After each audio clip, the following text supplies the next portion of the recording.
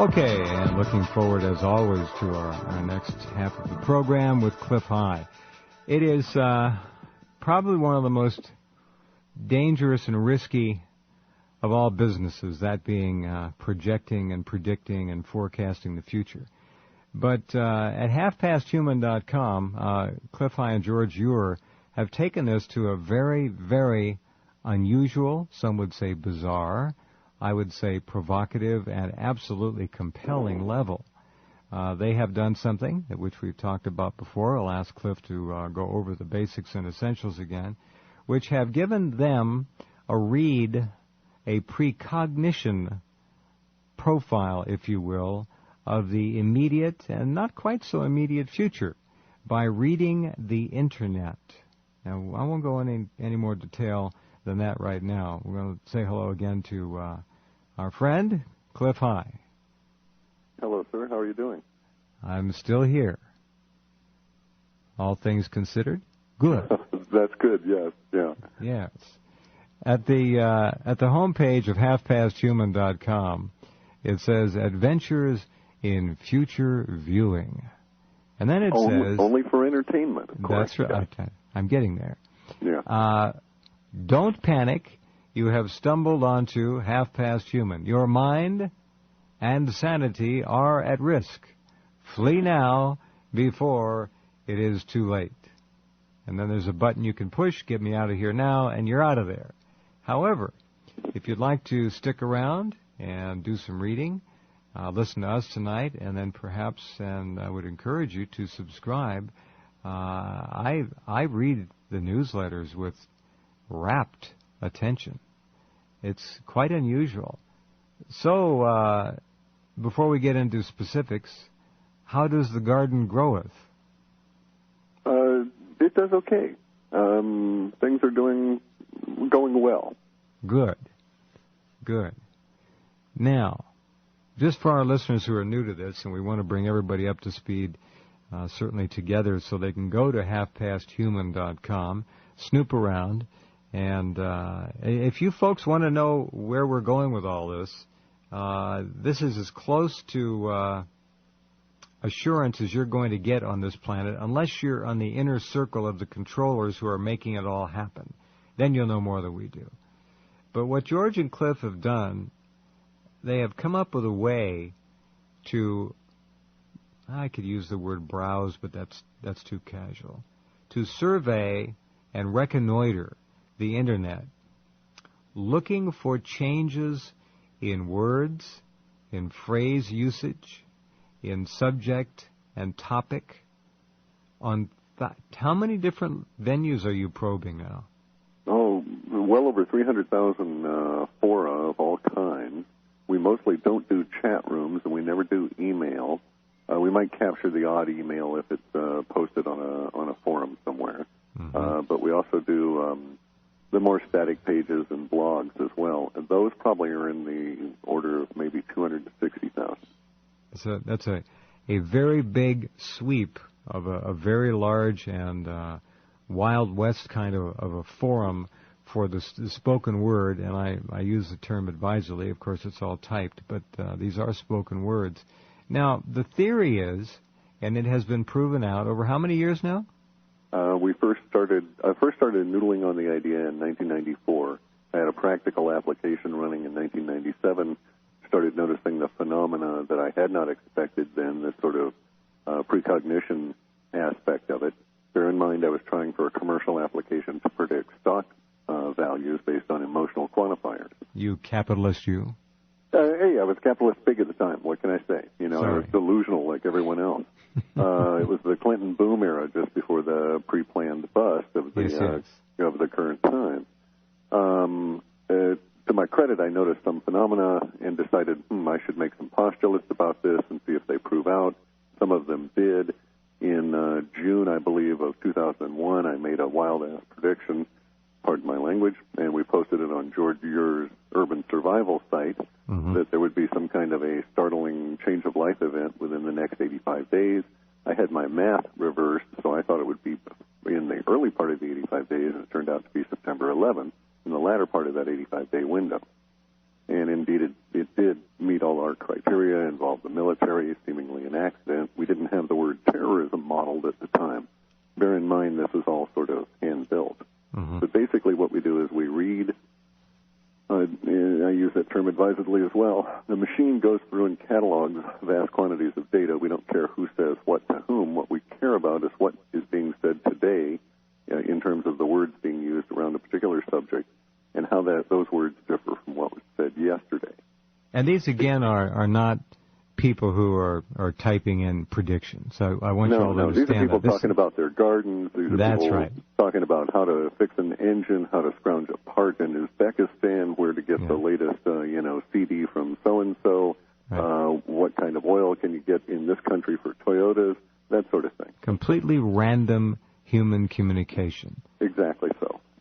But not so random as to be useless, because in that random flood of words, of expressions, of phrases, of concepts, of ideas, are new patterns which Cliff and George have been able to send their little robots out, and hundreds of thousands of fora, as in forums, are looked at, and these little robots crawl all over them, and they make note of new words, of new expressions, and then they report back to Cliff and George.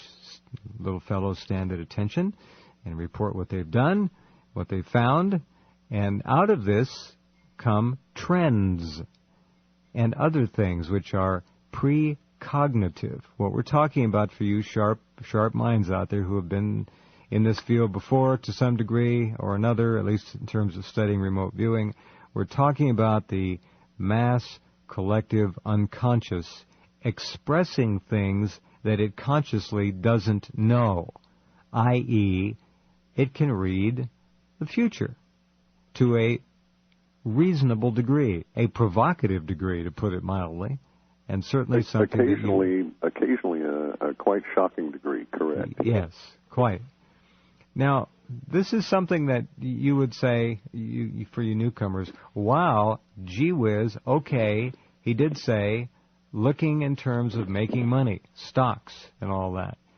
And for those folks, we should talk about George for a minute, and when we come back, and explain to them that this has been valuable, and it does, in fact, successfully forecast certain things and more.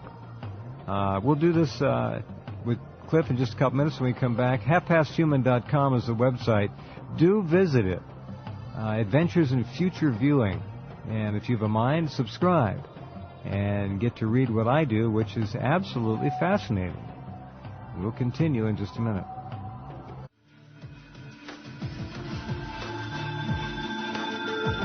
Okay, back with Cliff High and HalfPastHuman.com. I really do find this to be an utterly worthy site to visit and a subscription to get engaged in.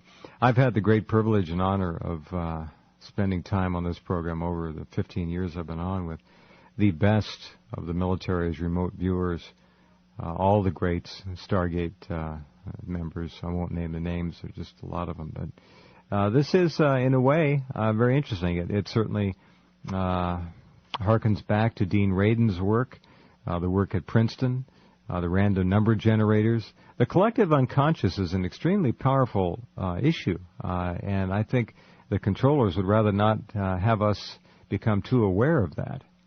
There's such a thing as self-fulfilling prophecy, and perhaps that's why they have been reasonably successful at conditioning and programming the masses, Cliff, over the years to expect certain things that are going to happen no matter what, because they get them kind of all thinking together, and there's energy in that thought process. But that's another story.